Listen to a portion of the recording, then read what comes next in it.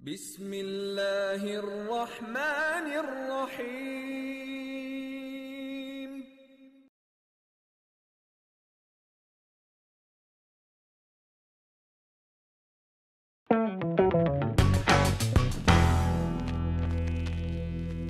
Hello guys, welcome to infamous 5। आजकल news में एक चीज़ बड़ी हाईलाइट हो रही है जो which saddens me to a point, because मुझे नहीं लगता कि आगे पता नहीं कितने साल तक हम एज अ नेशन या पाकिस्तान में जी सकेंगे without all these diseases that are spreading around. एक तो मैं बात करूँगी जो पोलियो का इंसिडेंट हुआ था जिसमें पोलियो के वर्कर्स को मारा गया था, तो eventually that campaign had to be called off because वहाँ पे उनकी जो पोलियो वर्कर्स की सिक्योरिटी, बट उसके बाद उसके कॉन्सिक्वेंसेस कौन से सफ़र करेगा? I think are those newly born या जो बच्चे होते हैं 1 साल से कम एज के, जिनको वो वैक्सीन नहीं मिलेगी एंड इवेंचुअली उनकी लाइफ जो है वो शायद रिस्क पे है फॉर देयर फ्यूचर।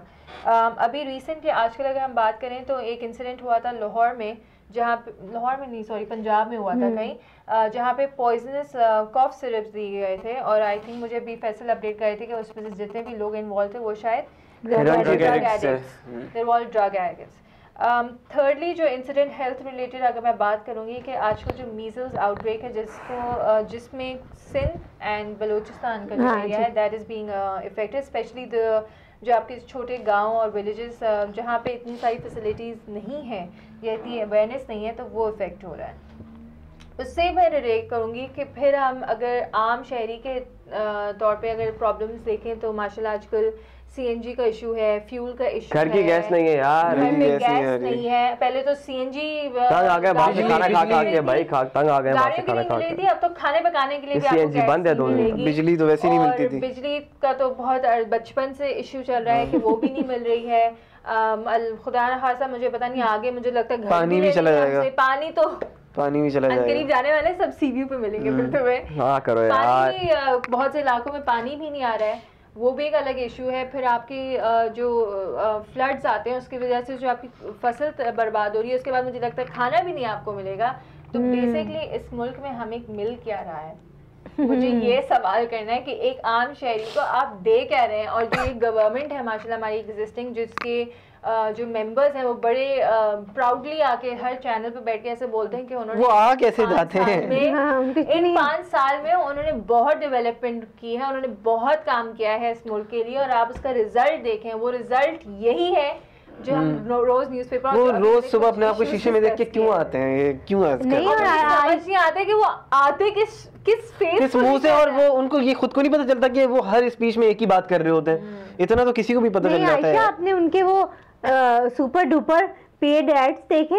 हाँ, कैसे आते हैं एड्स, वो मुझे देख के, और मतलब मैं कहती हूँ यार उन लोगों को जो वहाँ बैठे हुए उन एड्स में स्टेटमेंट दे रहे होते हैं, सिंध में ये प्रॉब्लम थी हमारी, उनसे भी लगता है कि गन पॉइंट पे बैठ के बुलवाया है, मौजूदा हुकूमत ने ये करवाया है। एंड जब हम ये न्यूज़ पढ़ते हैं ना, जहाँ तक ये हेल्थ की मैं बात करी तो मुझे इससे पता, I can only make out one thing, कि हम अपनी फ्यूचर जनरेशन को डिस्ट्रॉय कर रहे हैं। बिल्कुल, We don't want a healthy future generation. I don't know इसमें तो वो जो लोग कहते हैं ना इसमें तीसरा हाथ है या अमेरिका है इसमें इन्वॉल्व, वो नहीं चाह रहे कि हमारी जनरेशन। खैर ये पोलियो में तो मैं कह सकता हूँ डेफिनेटली हाथ है कि वो तो चाह रहे हैं, क्योंकि मेरे ख्याल से पोलियो का फैक्ट है पाकिस्तान और अफगानिस्तान दुनिया के 2 या 3 मुल्क हैं जहाँ पे पोलियो एग्जिस्टेंट है, मतलब मेजोरिटी दुनिया में इरेडिकेट हो चुका है।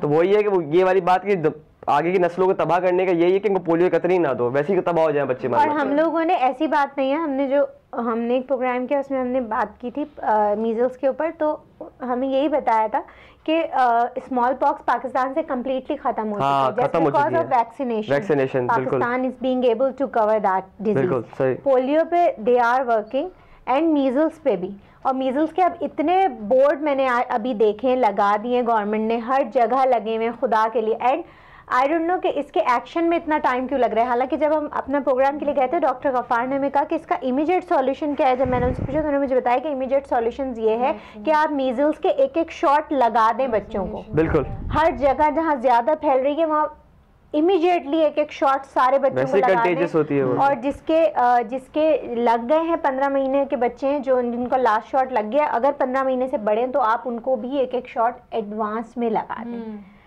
तो आई डोंट नो, और ठीक है, यहाँ पे उनकी भी नेग्लिजेंस है, मैं मानती हूँ, पेरेंट्स की नेग्लिजेंस भी है, बट उन्होंने बाकायदा बताया कि नेशनल हेल्थ सर्वे हुआ है जिसमें आज़ाद कश्मीर में दे कवर्ड 100% वैक्सीनेशन रेट है, 100% वहाँ बच्चों को वैक्सीनेशन माँ बाप ले आए। मेरीन, मैं इसमें सिर्फ आई थिंक हेल्थ डिपार्टमेंट को ही ब्लेम करूंगी, I think it comes from the parents also, और शायद उन डॉक्टर्स की भी रिस्पॉन्सिबिलिटी है कि जाके वो लोगों को कन्विंस करें, उनको एजुकेट करें और उनको लेमैन टर्म्स में, वो जो पूरा टेक्निकल हो जाता है ना कि आप नहीं करेंगे यार, वो जो लोगों को असैसिनेट करा है, कुछ तो बेचारी वॉलंटियर्स थे, एक साहब ने तो कहा कि कोई यहाँ है नहीं, हम इलाके के खुद के रेजिडेंट्स हैं, उन्होंने वो उठाया। छोटे गांव होते हैं वहाँ के, तो उनके पास ये एक्सेस वहाँ पे जैसे कंट्रोवर्सी आई थी पोलियो के खतरों की, पोलियो के खतरों में कुछ ऐसी चीज मिली जो उनकी नस्ल बर्बाद कर रही है, तो लोग फिर इन बातों में आके फिर तो वो कहते हैं इससे बेहतर है ना ही करो। लेकिन मैंने उसमें यही कहा कि अगर आई कुड से दैट कि देखें, अगर आप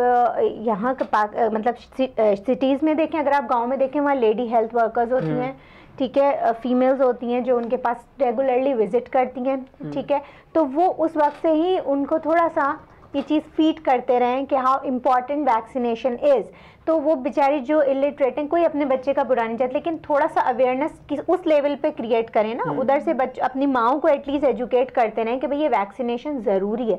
लोग 1 साल तक किसी तरह 2-3 महीने वाले टीके लगवा लेते हैं, लेकिन उसके बाद लोग नहीं लगवाते, लोग कहते हैं ज़रूरत नहीं है इन सब चीज़ों की।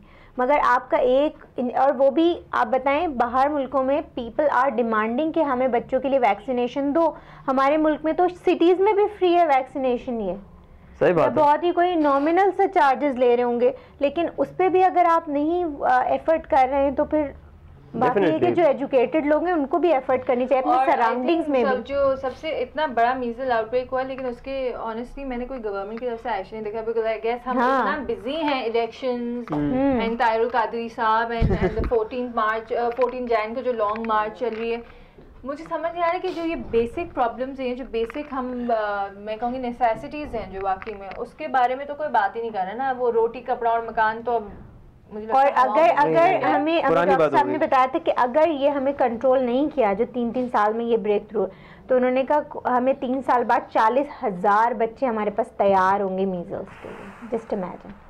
और ये भी मुझे बताएं कि अब आप जब गैस नहीं दे रहे हैं, जब लोग रोड पे आएंगे तो अब आप उन्हीं पे फिर शेलिंग करेंगे उनको, तो वो कहाँ जाए?